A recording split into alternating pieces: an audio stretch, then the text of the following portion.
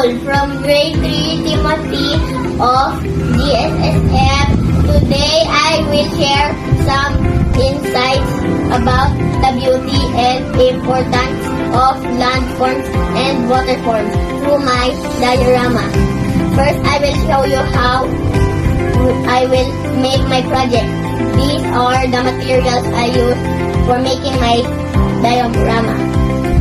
I use 1/2 thick styrofoam, green crepe paper, brown crepe paper, grass doormat, artificial plant, tempera paste, plastic cup, carton, glue sticks, newspaper, egg, paper tray, paintbrush, double size tape, and scissors.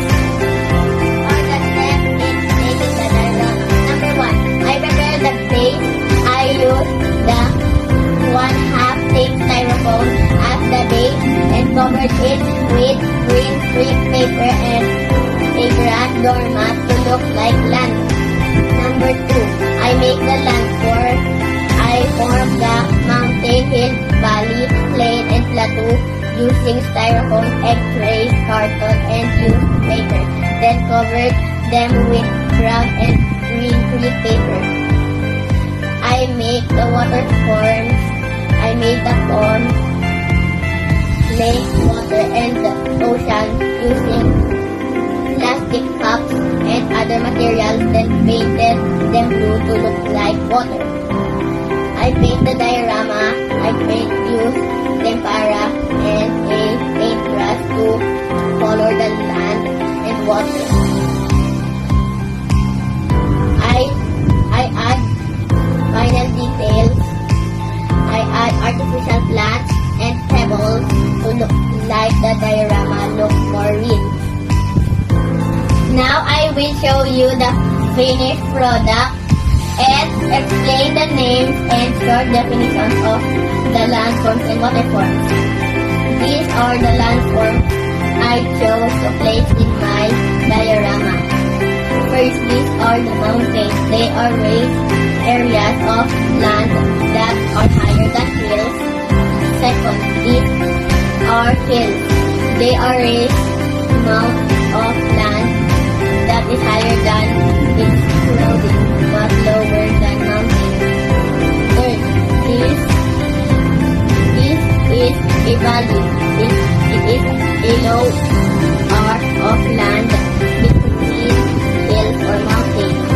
Fourth, this it is an area of flat land, and these are plateaus. It is wide flat land that is higher than the land surrounds it.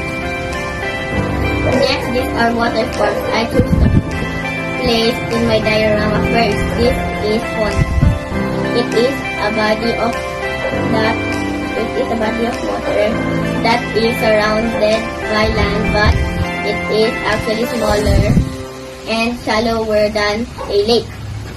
Second, this is a lake. It is a body of water that is surrounded by land. Third, this is waterfalls. They are areas along the flow of water where water drops in a pool below. Fourth, this is a river. It is a large flowing body of fresh water. And this is an ocean. It is larger than a sea, and it is the biggest body of water. While doing this activity, I learned about landforms and waterforms. Landforms are part of land like mountains and hills, and waterforms are placed with water like rivers and lakes.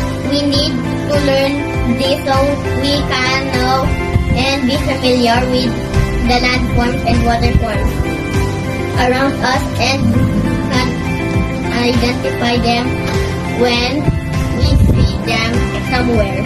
Thank you for watching my presentation.